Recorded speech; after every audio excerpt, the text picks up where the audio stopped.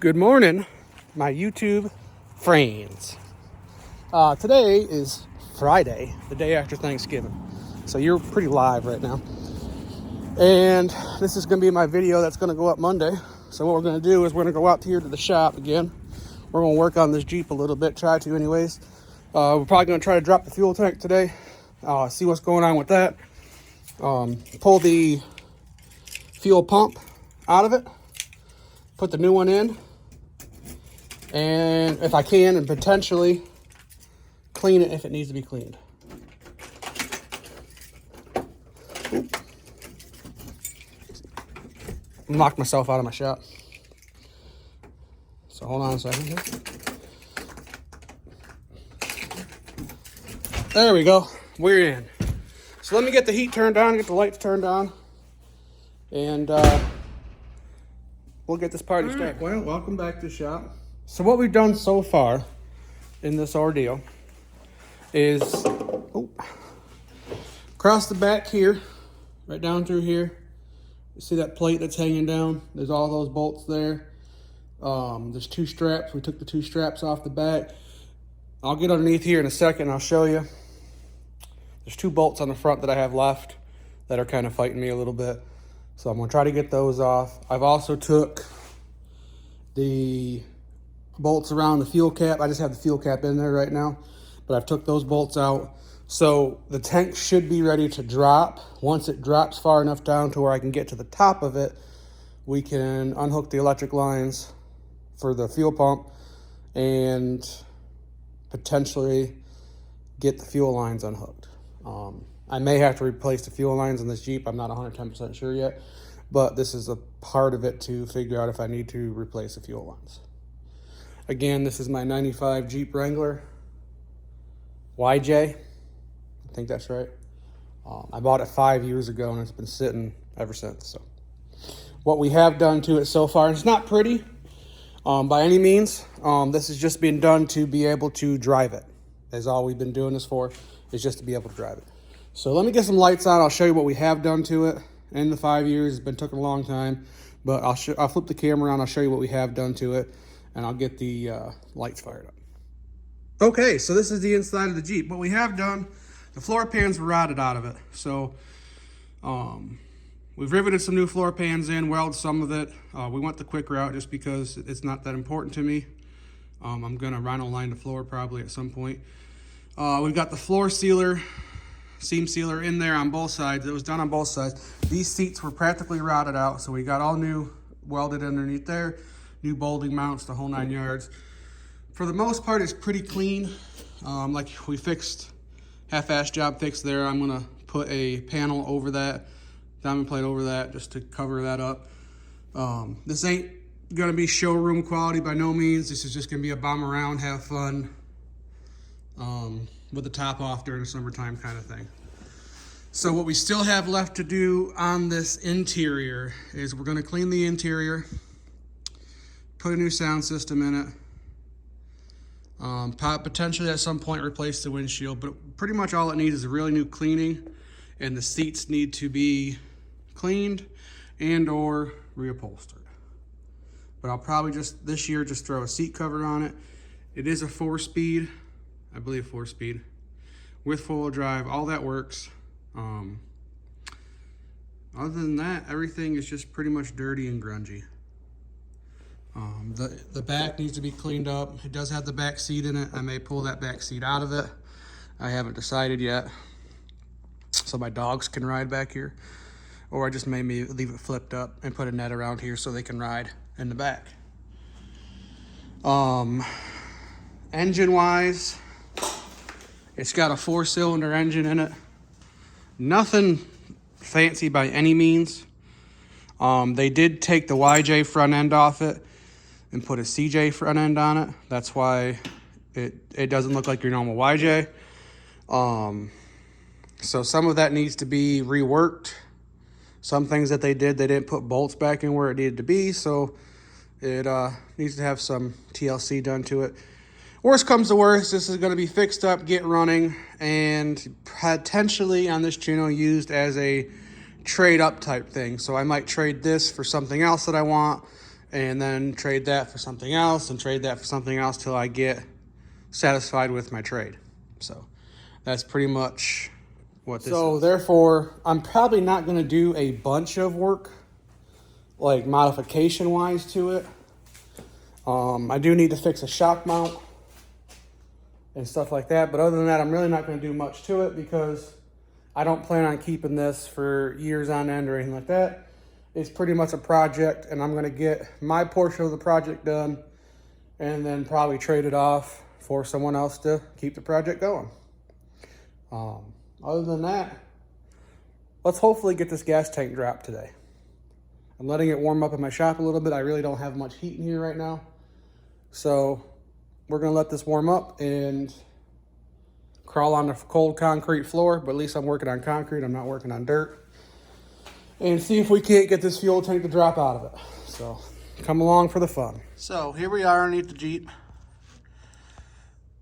And those are the bolts. There's one there and one over there. I don't know if you can see it. I don't know if I can get you to it. But one right there. See it right there in the middle of the camera? Those are the two bolts we have to get off. As you can see, someone put a lock nut on there. So that's where the difficulty is in, and I can't really get to it. So I'm debating whether I have enough room to get a grinder up in there and grind that off, that bolt off, without damaging anything else. But as you can see, it's not the greatest looking underneath here. This is the shock that is broke that I have to replace and fix the mount. Kind of like that one over there is good. It's fine. That vice grip is holding a fuel line shut just in case there's any fuel in it. So we can drop that off. It does need a new exhaust. But for the most part, for a little project, hold on, let me turn the camera around. Or not turn the camera around, but flip my arms around like I'm underneath it. For a little project, it's not in terrible shape. Most of the frame and everything is in decent shape. There is some rust on it, but it's not too bad. There, right here is one of the seat mounts that we replaced. They're right there to hold the seat on, so it's not. Oh. If some of this video is upside down, we will flip it over in editing. But that's the project for today, is to get that bolt out, and get that bolt out, and hopefully drop this fuel tank. So, all right. So we got the tank partially down. I got the skid plate off with the help of my wife. And now she's hiding because she doesn't want to be on video. But we've got to get the fuel tank the rest of the way down. What's holding us up is the fuel neck right there, which unfortunately I got to try to take out as one piece because, I mean, I probably could cut it, which I may end up doing. But because I can't get up in there to get them clamps off, well, I can get the clamps off, but I can't get the hose off. So I may just end up cutting it and getting a whole new fuel neck and breather valve. I don't know if that's what they actually call it or not, but so that way you don't get, your tank's able to fill up and still breathe. So, but there's the tank laying partially down on the ground, and it smells like lacquer thinner. So that means the tank is gelled up or whatever you want to call it. But positive note, it is a plastic tank instead of the metal one that I thought it was.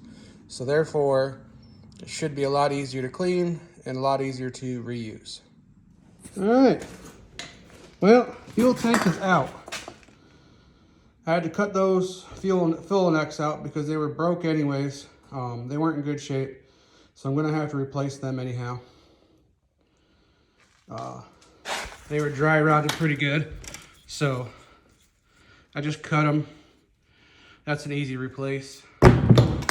Next thing to do is to pull that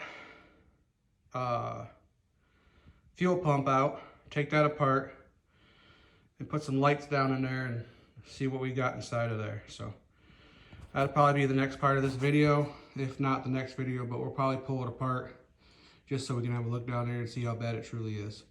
It does have a real bad smell of paint thinner, so I'm assuming she's, I'm gonna have to look into how to clean it up because it's gonna need to be cleaned. So, all right, we'll see. We'll pop that fuel pump out of there, look down inside, and next video will be probably cleaning this out or doing some other work to the Jeep. All right, don't worry about that. That's empty. It's just sitting there. Haven't went and exchanged it yet. But what we're gonna do is we're gonna pop all these bolts out. Here's the fuel pump sending unit. We'll get all this cleaned out of here real quick. And then we're gonna come in here and take all those out. I'm gonna grab a screwdriver right here. You kind of want to clean this out around here. Even though you're gonna clean the fuel tank out, the less debris you have to worry about in the long run, probably be better off for you. So, in here and kind of run a screwdriver around. What I like to do is run it around the edge here, kind of break up all the rust and debris, and then get your air and blow it out. But the problem that I have is these two bleeder holes right here are wide open. So I don't even know if I can reuse this tank or not, but you might rig it up, JB weld them in there, some plastic weld or something, and so that way they're reusable. They look like they should be able to be turned out, or screwed back, kind of like pop back in there. But like I said, I'm not 110% worried about the dust and debris because we're going to be cleaning the tank. But if I wasn't, I'd be more worried about it. So we'll just kind of blow that stuff out of the way.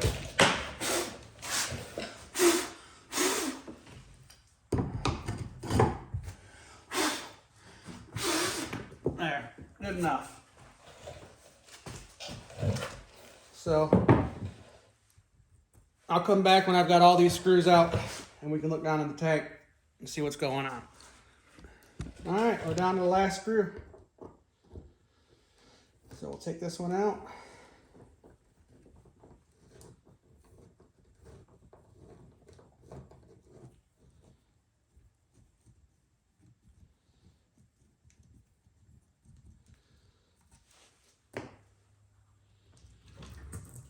Oh yeah. Oh yeah.